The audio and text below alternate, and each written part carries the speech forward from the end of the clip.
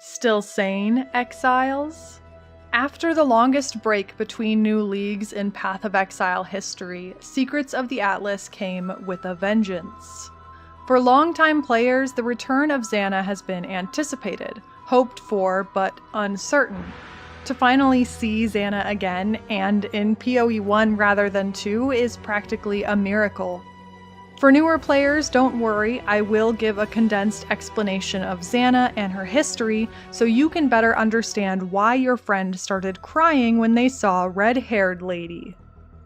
Secrets of the Atlas expansion doesn't begin until late in the endgame, around T14 maps in my experience.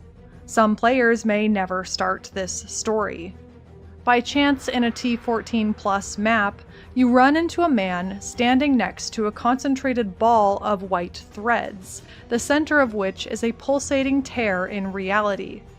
This man's name is Eagon Caeserius, the same last name as Zana.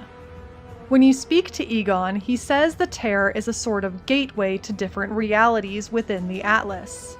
These tears are made up of memory threads being left by someone called the Originator, who is experimenting with the Atlas by entangling themselves and their memories within the very fabric of what the Atlas is made of. Eagon is searching for these tears to find this Originator, who he believes is Zana. There are signs of Zana in these memory thread maps. Before even finding her, Zana's signature rose petals can be collected and used as risk-reward monster buffs, and there's truly no one else alive more knowledgeable about the Atlas than Zana.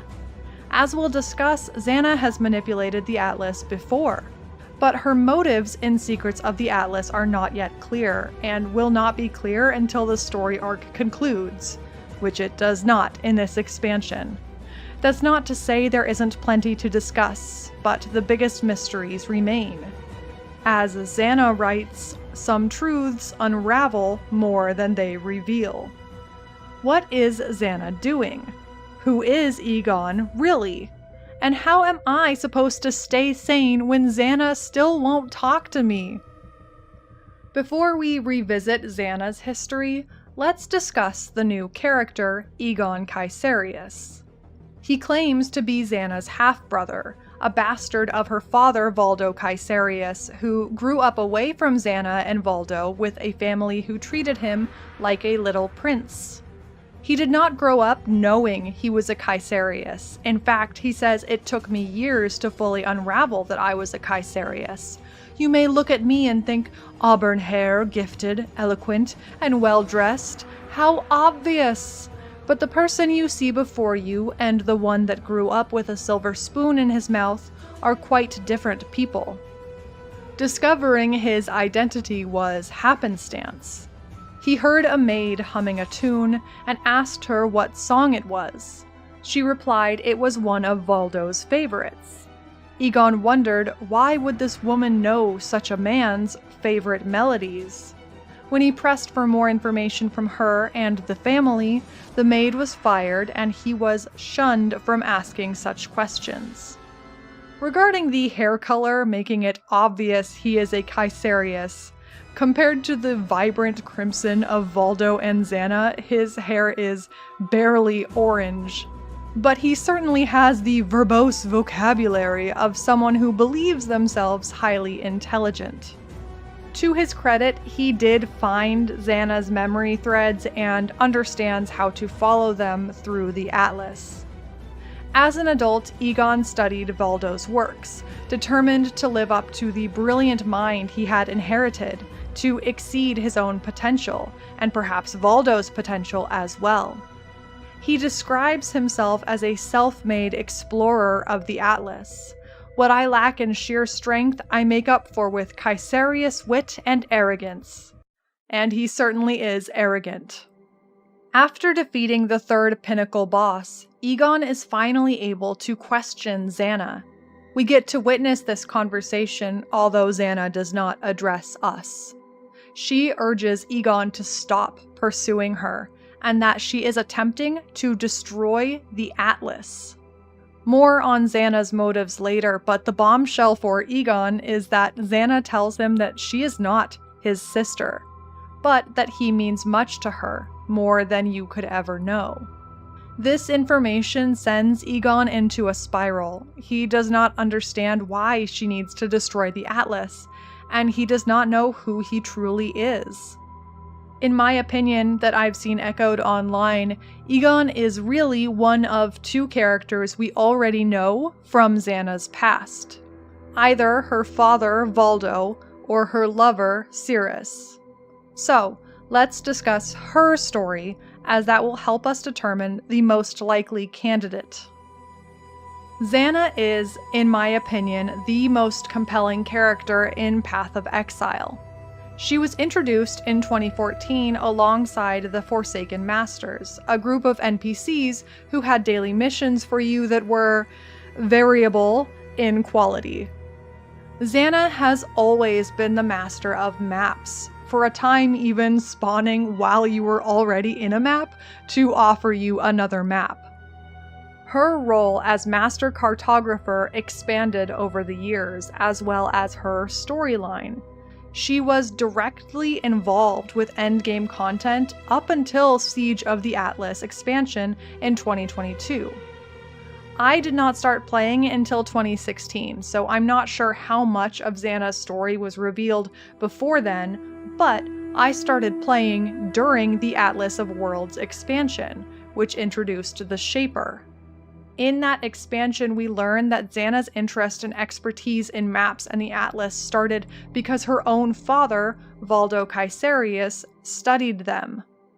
Zana and Valdo both lived on Oriath, an island controlled by the High Templars that is relatively safe compared to the corrupted lands of Rayclast. She was orphaned young, left with a foster family.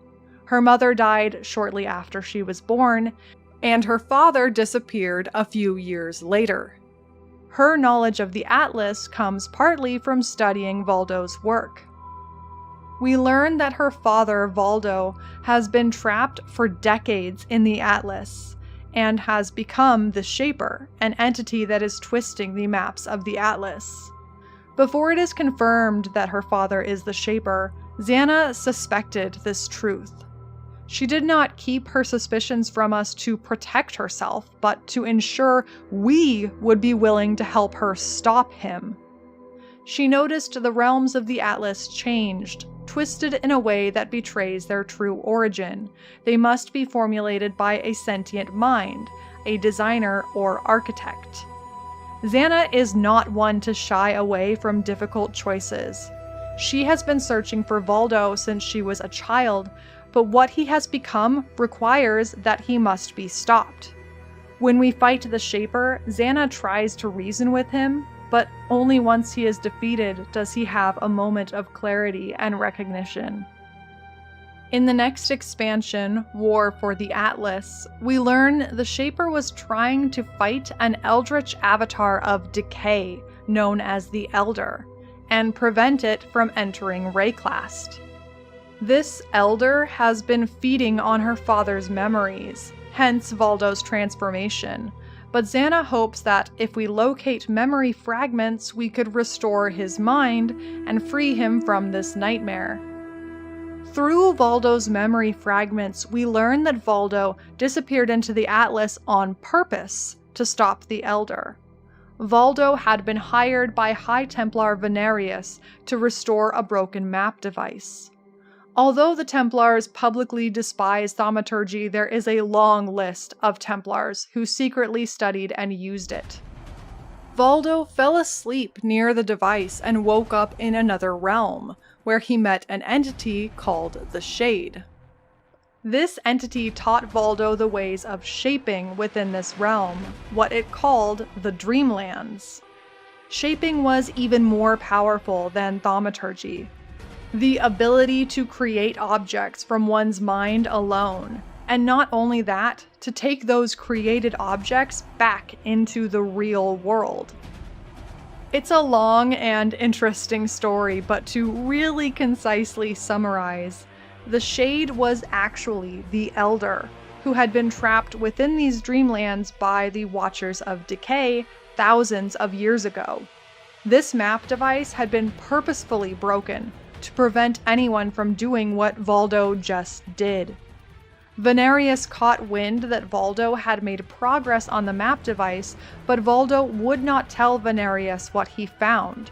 So High Templar Venarius imprisoned Valdo, beat him, humiliated him, and finally kidnapped Zana at knife point. Valdo relented and led Venarius into the Dreamlands to meet the Elder. High Templar Venarius freed the Elder like an idiot, and Valdo fled with Zana, commanding her to hide in his laboratory before he went back into the Atlas, destroying the map device to prevent anyone from following. So Valdo, using the tools of shaping the Elder taught him, began manipulating the Dreamlands into what we now call the Atlas. Instead of one central realm, the Dreamlands, Valdo created worlds expanding out from this central nexus the Elder was once trapped in. The Elder was drawn to these new shaped realms as they were populated, a source of sustenance. The Elder fed on memories in the Atlas for many years, distracted for the most part from feasting on Rayclast. But the Elder also fed on Valdo's memories, and as Valdo lost himself, he became a husk, an entity known for what he does, not who he is. The Shaper had taken the Dreamlands, the nexus of the Atlas, as his own base of operations. The Shaper had been shedding memories of his life as Valdo, specifically the story of the Elder, as memory fragments throughout the Atlas. We find Valdo's memory fragments and return them to the Shaper, but they do not change him, and we must fight. Like last expansion, the Shaper recognizes Zana after his defeat. They have a touching reunion until the Elder appears and eats Valdo's memories once more. We receive a final memory fragment, a heartfelt letter from Valdo to Zana that mentions a device called the Cosmic Arcana, which could trap the Elder for good. With this information, we break into Valdo's private study with Zana, grab the Cosmic Arcana, and face the Elder. In regular encounters with the Elder, the Shaper will assist in temporarily defeating the Elder, lucid enough for that task. In this true ending, the Uber-Elder fight, the Shaper is not on our side. We must defeat both him and the Elder. We trap the Elder in the Cosmic Arcana. Zana says upon the Elder's defeat, "We did it! It's over! It's finally over! My father, wherever he is, I can sense him. He's at peace. Thank you, exile." But it's not over. Throw that out, because we're a new exile in town, baby. It's 2019. We didn't help Zana trap the Elder. That was the Elder Slayers. 5 powerful exiles who assisted Zana in the exact same quest and revelation we just went over, who have now become conquerors of the Atlas. The Elder still gets trapped in Valdo's Cosmic Arcana, but unfortunately one of the Elder Slayers gets trapped in the Arcana as well. And he does not die there, he just suffers. While the Conqueror's story is also awesome, it's only necessary to talk about that Elder Slayer who was trapped, a man named Sirus. Before this expansion, Zana would meet us in the epilogue to start our endgame journey. Now, only Kirak waits for us in the ravaged town square on Oriath. The map device has been broken, so we do a quick rummaging to restore the map device and, by the muscular golden arse of innocence, we make it work. Unfortunately, like her father Valdo, Zana has been trying to keep the Atlas sealed to prevent idiots like us from causing havoc. The 4 exiles who survived the fight with the Elder have gone mad with power in the Atlas, and Zana believes that these mad conquerors are trying to escape the Atlas and attack Rayclast. We learn from Zana that all the Elder Slayers, before they went mad, got along well, but she and Sirus got along especially well. She says, "He was the leader of the Elder Slayers, brilliant and determined. We grew close. I was distraught when he vanished with the Elder." We find journals from Sirus saying he was trapped in the Arcana for an unknowable amount of time. 1,000 days and nights passed in a flash. Somehow he became free, but he was no longer himself. He moved into the nexus of the Atlas, that place of power the Elder and then the Shaper once presided over. And from there, Sirus manipulated the Atlas in his own ways. Sirus's only remaining memories were those of betrayal, watching his friends, watching Zana, leaving him alone in his moment of need. Sirus has been using the Conquerors and their madness to mask his own plan to escape the Atlas and burn Oriath to the ground. Sirus, now the Awakener of Worlds, does just that. Even though we defeat him, compared to Kitava's rampage, Sirus so completely destroys Oriath that it is uninhabitable. In fact, that is why the epilogue currently takes place on the Karui shores rather than Oriath. After the exile defeats Kitava, a year passes and everything with Zana, the Shaper, Elder, and Conquerors happens while we are drunk on a boat or something. New players might, at this point, be wondering, if she's so important, why has Zana been gone? And that's because she left us because we are idiots. Given Zana's history with her father Valdo, the Elder, and her lover Sirus, us exiles just willy-nilly making a pact with Maven the Eldritch Toddler pushed Zana over the edge. She left, unwilling to be a tool for a volatile, sadistic, adolescent Eldritch something.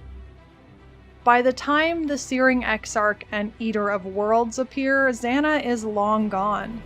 The current exile of Secrets of the Atlas has never actually met Zana canonically. While Zana stopped being an NPC in our hideout, it was pretty clear that GGG did not intend to sunset the character.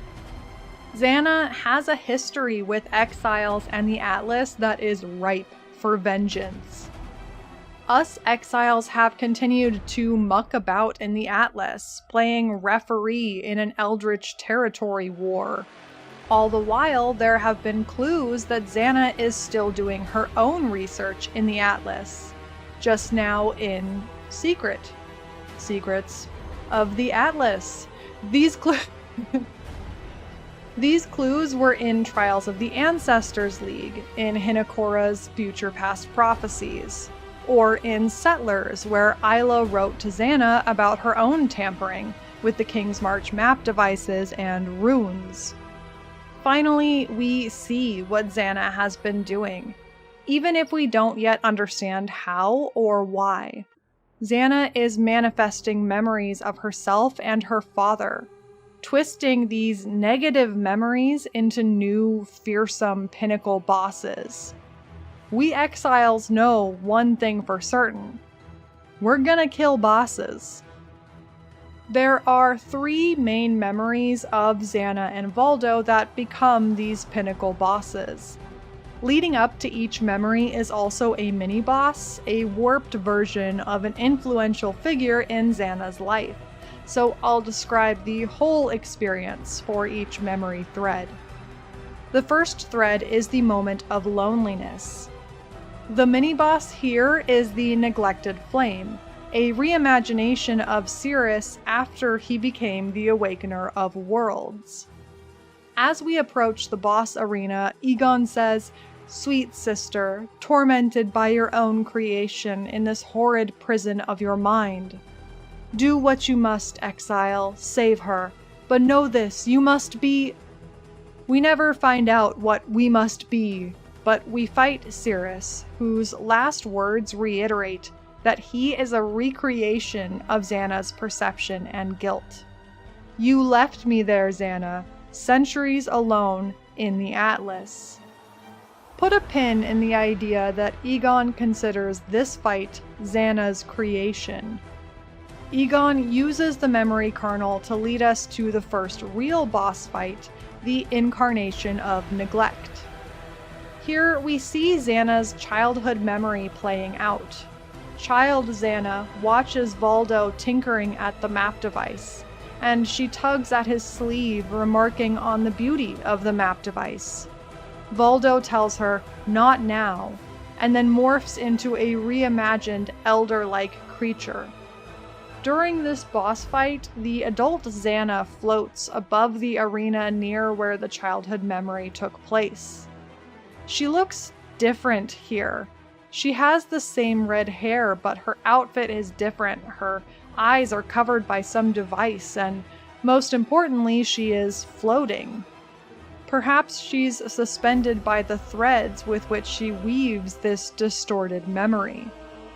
We defeat this boss, and Eagon tries to speak to Zana, hurriedly saying, "You don't know me, but I am your..." Zana cuts him off with green text labeling her as the Originator. "I do know you. Listen to me. This cannot be stopped. It must not be stopped. You should leave and do not search for me again. This is what must be." She disappears, and we press on. The next thread is the moment of trauma. The mini-boss, a reimagined Templar Legion general, fights us in this chamber of impunity as the Cardinal of Fear. The pinnacle boss is the incarnation of Fear, the first entity to not resemble any boss we've seen before. Zana's childhood memory is of Valdo at his desk, perhaps in his home study, with papers strewn about. Zana asks what he is doing, but accidentally knocks over a candle and sets the desk ablaze. Valdo exclaims, "Foolish girl!" and warps into a fiery, horned, twisted giant. After the fight, Eagon again tries to reason with Zana. She claims that Eagon will not and must not understand. Eagon asks why, and she responds, "There is no other way to stop them. There is no other way to stop him," and retreats once more. Finally, there is the moment of reverence, with the god Innocence reimagined as the deceitful god. This might mean Zana has an understanding of Innocence's big lie regarding his ascension to godhood. Or perhaps the name is just an understanding of the hypocrisy of the Templars that worship Innocence. The final boss of the memory threads is the incarnation of Dread. Child Zana is sitting on the steps of a town square, looking up at her father Valdo giving a speech. In this memory, Valdo tells the audience of shadows, "We stand on the edge of a new tomorrow, a brighter, secure future for one and all," and morphs into an elongated, enormous beast. The incarnation of Dread resembles no boss we've seen, and also introduces a new mechanic. During the fight, we must gather a red rose and a blue rose to momentarily stun the creature. The red rose fits Zana, matching her red rose petals in these memory thread maps. But what or who does the blue rose represent? This boss also has voice lines that I believe are cryptic clues about this story arc for Zana. These include, "In the depths of her mind, she wholly reforged him. Her power is an illusion made real. She suffers for what purpose, what reason? And in the darkest part of your mind, there is untold power." Finally, upon this boss's defeat, Zana and Eagon are able to have a proper chat. This conversation is full of cryptic hints that I'm sure will be understood once the story is complete. What we do understand at this point is that what Zana is doing will destroy the Atlas. She says it is the only way. The Atlas must be destroyed, even if it destroys her in the process. This is because the imbalance is almost at its peak. The imbalance is a concept or event that only Hinekora, Karui goddess of the underworld, has ever mentioned before. Zana claims she is the catalyst, and therefore the only one who can complete this undertaking. Eagon pleads to her, "Sister, let me help you." That is when Zana reveals that Eagon is not her half-brother, but someone else Zana cares for. And Eagon's spiraling reaction is the last dialogue we get this league. So somehow, Zana's warping and reshaping of these memories is helping her destroy the Atlas. The connection between the Atlas and memories certainly isn't new, although it's usually a more positive, almost conversational relationship. Valdo became the Shaper in part because the Elder fed on his memories, removing his humanity slowly. The Elder is sometimes called the Memory Eater. We collected Valdo's memories in hope of restoring that lost humanity. The Shaper took whatever power exists in the Dreamlands and, through shaping, made the realms of the Atlas. Shaping is powered by imagination, which is influenced by experience. Valdo had shaped the very realms of the Atlas from his mind, from his memories. As his memories were eaten, the realms became darker and more twisted. In Synthesis, we meet a spirit named Kavas, who is actually the husk of High Templar Venarius without his memories, having been fully devoured by the Elder. We help Kavas find his lost memories amongst a slew of memories presumably also consumed by the Elder, and only once Kavas connects that he was Venarius does he turn on us and resume his manipulative ways. Even the transformation from Elder Slayer to Conqueror seems related to memories, as their perspectives are warped to the point of delusion and grandiosity. But this is proof that the Elder is not the only source of memory warping, is it not? The Elder Slayers slayed the Elder. Zana says so herself in Conquerors. The Atlas does strange things to one's thought processes. I thought at first the madness was a symptom of the Elder, but now it's the Atlas itself. I'm sure of it. The Atlas was the perfect feeding ground for the Elder because it is shaped, in part, by memories. When it was only the Elder, the Atlas was one realm, the Dreamlands. Valdo, the Shaper, made the Atlas what it is now, multiple populated realms. Other entities have altered the Atlas, certainly, but all alterations hold the same key: memories. Zana's destruction of the Atlas appears at this point to be fueled by the unraveling of her own memories. Zana has warned us in the past that the Atlas is not inert. The Atlas taps into your greatest desires, offering you a glimpse of what might be. What Zana is doing is unlikely to be as simple as destroy memories. We do not yet have enough information to discuss specifics about her plans. So for now, let's work through the identity of Eagon, this mysterious supposed Caeserius whose true identity Zana has hidden from him.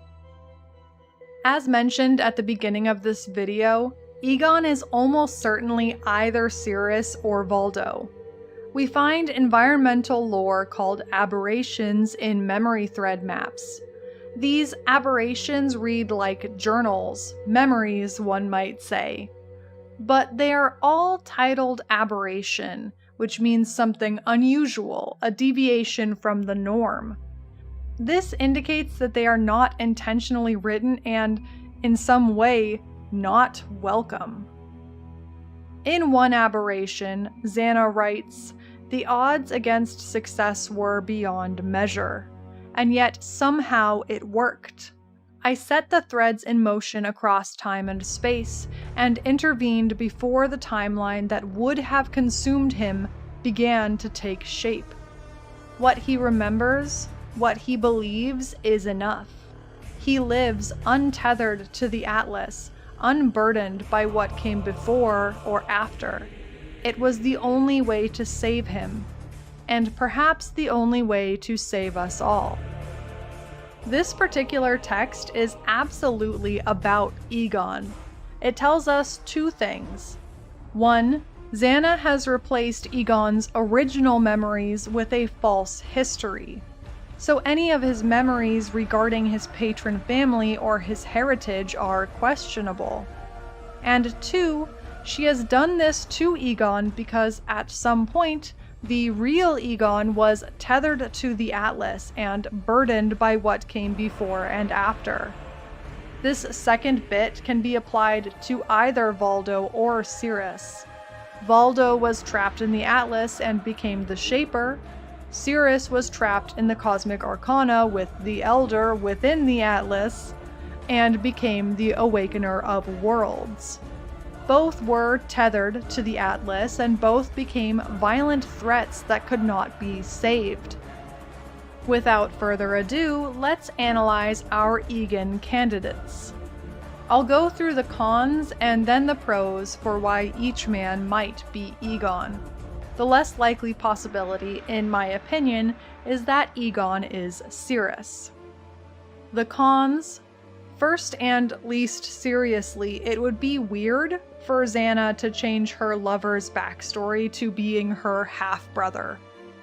Another con, wouldn't Kirak recognize Sirus?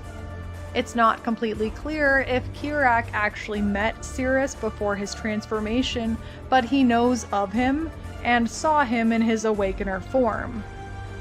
The most damning con is that Sirus canonically was killed outside of the Atlas on Oriath. Kirak even recalls this event, saying, "The powerful exile I was working with gave her life to deal Sirus a near-lethal wound, and 800 of the Vanguard died finishing the job." The Shaper is only defeated within the Atlas itself, and death is less certain there. The Eagon equals Sirus pros. Eagon's voice sounds a lot more like Sirus than Valdo, particularly in Sirus's journals. Quite the establishment you've got here. And now we stand on the edge of a new tomorrow. I've done a fair bit of traveling in my life. In addition, when Zana says she must stop them and him, that best fits with stopping the Conquerors, them, and Sirus, him. A lot of Zana's written aberrations about Sirus line up with the explanation of her motives in the Atlas and her distancing of Eagon. Sirus was the finest of the Elder Slayers, the brightest mind I had ever encountered, according to Zana. Kirak echoes this sentiment, saying Sirus could have been our salvation against the coming darkness, had he not been consumed by his own.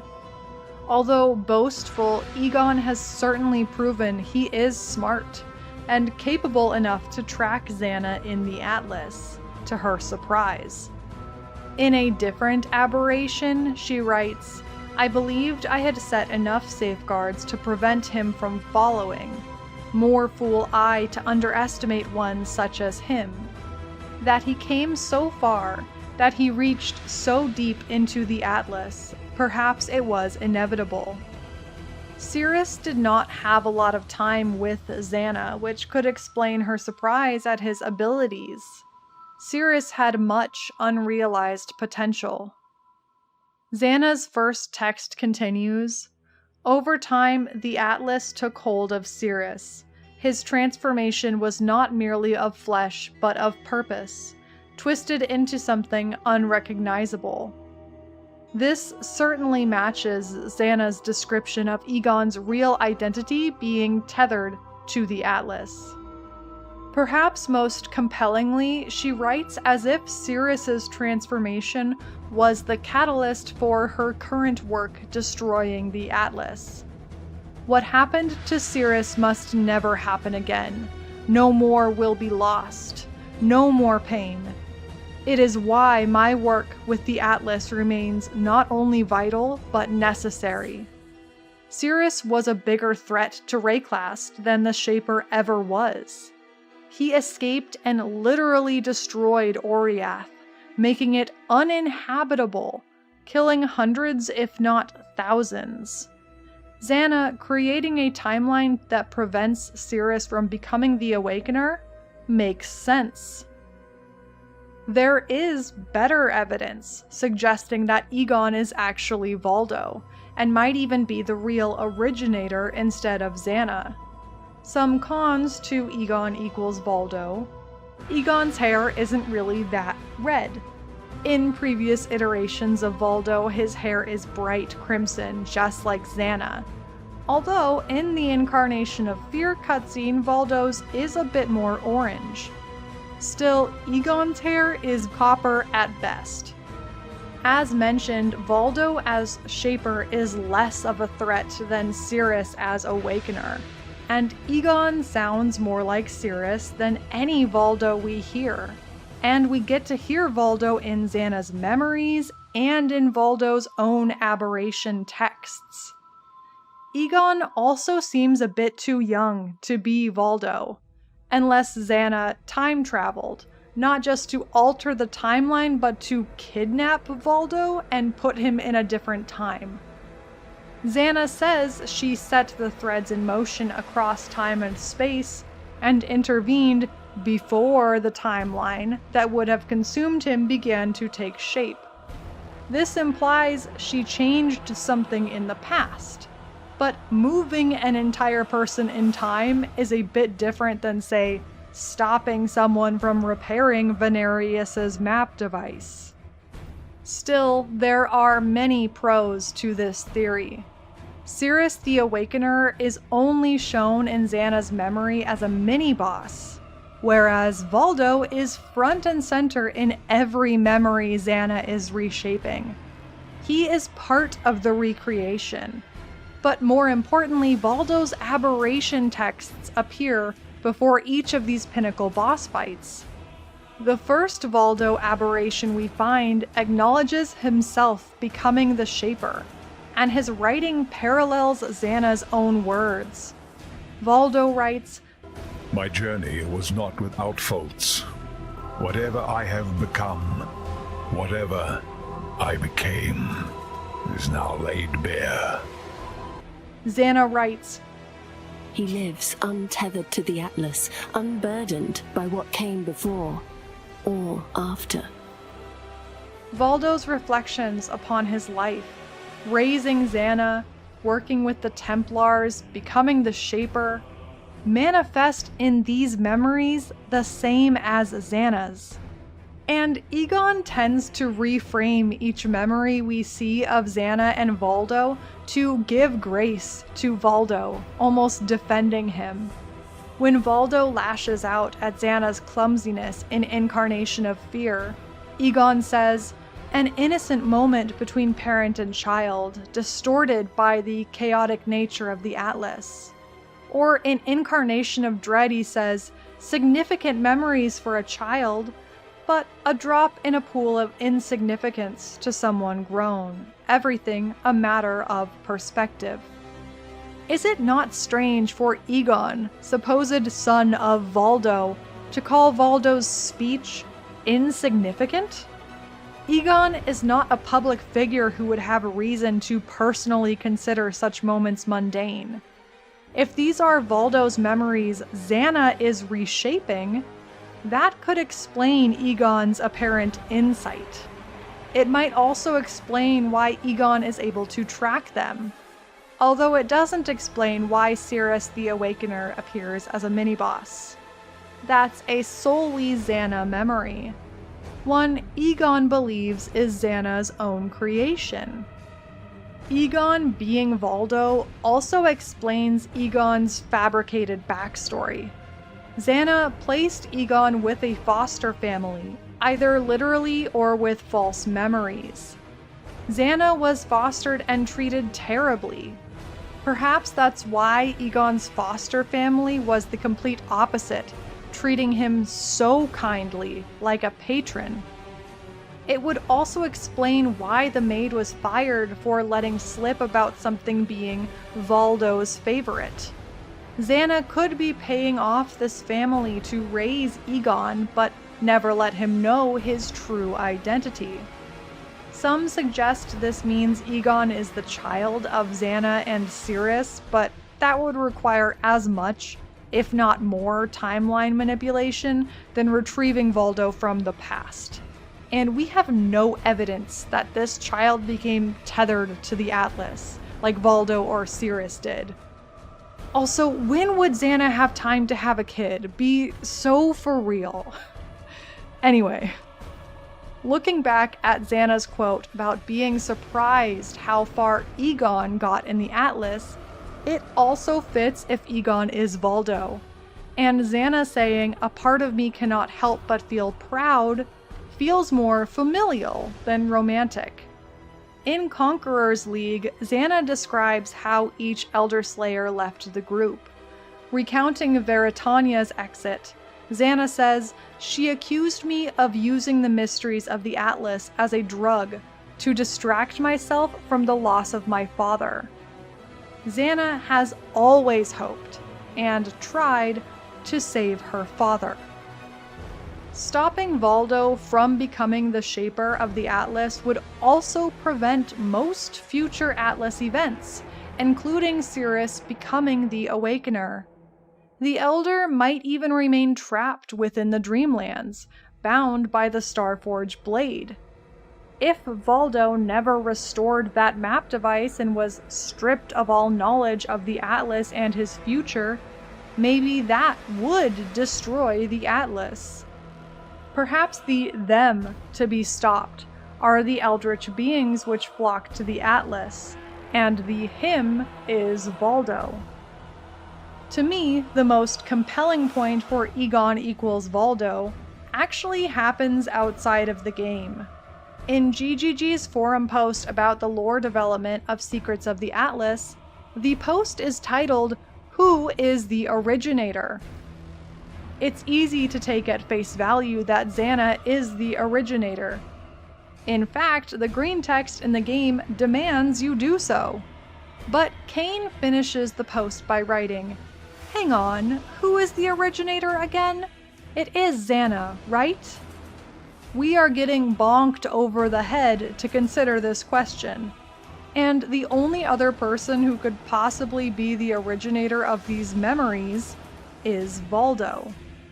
Zana may be shaping them, hence the Zana flavor to them, but Valdo is front and center of each memory. Perhaps Zana can access them because they involve them both. Does this mean Zana is unraveling Valdo's memories? That might work considering the Shaper is, let's say, the originator of the Atlas as we know it. Removing his influence, his memories from the Atlas, may very well destroy it. Some aspect of Zana's plan has worked, and after the climactic conversation between Eagon and Zana, our Atlas becomes pretty. Zana manifests a red rose before her and makes it explode. Zana and Eagon both burst into particles as well. Zana red rose petals, and Eagon blue or white bubbles, maybe petals as well. Not the same blue as the blue rose in my opinion. At this point in the story, nothing has actually happened to the Atlas besides a visual cue that there is a change. We continue to find memory threads and do the same pinnacle bosses until the next part of the story. So, what happens next? I presume one of the bigger reveals will be Eagon's true identity and, alongside that, the identity of the Originator. There are other tangential threads dropped in this story that I hope get expanded on. One of the most cryptic is Zana's mother, who may be the inspiration for the blue rose we see. Zana's mother died when Zana was very young, but from Valdo's own aberrations we learn that his wife, Zana's mother, was killed by the Templars. Zana's mother was part of a group of secret heretics who know the truth of Innocence's ascension, the foundational lie the Templar religion is built on. There may be some spoiler content regarding this group of secret heretics, so I will say no more on that topic, but I hope it is revealed in the next chapter. Zana's new attire also needs explanation. She no longer wears the iconic white shirt and monocle. Her eyes are covered, and her arms are covered in eyes. The motif is evocative of the Watchers of Decay, that ancient group that worked with the Order of the Jinn to seal the Elder. Watcher's eyes are a coveted drop from the Elder. After the Elder fight in War for the Atlas, Zana casually says, "Perhaps I'll restore the Watchers of Decay to guard our world." But that's the only dialogue connection I could find. I also hope that we have more direct interaction with Zana.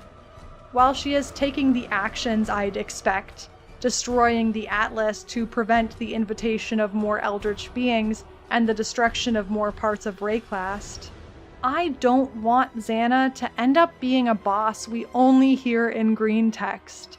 I certainly don't want to destroy her permanently. Maybe there is some way to incorporate her as an antagonist without having to end her. Maybe whatever she does to the Atlas will allow for a completely new kind of Atlas, and we can be friends again, as long as we don't invite Maven to play. I am anxiously anticipating the end of this story. It's a big swing, and I don't know if there is a right way to land this. At the very least, I hope Zana can stay sane. Thank you so much for watching. It's your boy Noodle. Were you as surprised as I was to see Zana back in PoE 1? Leave a comment with your theories about how her story will end. I am still working on an Affliction video. It's over 2 hours long, so sorry for the wait. Please, for Zana's sake, stay sane, exiles.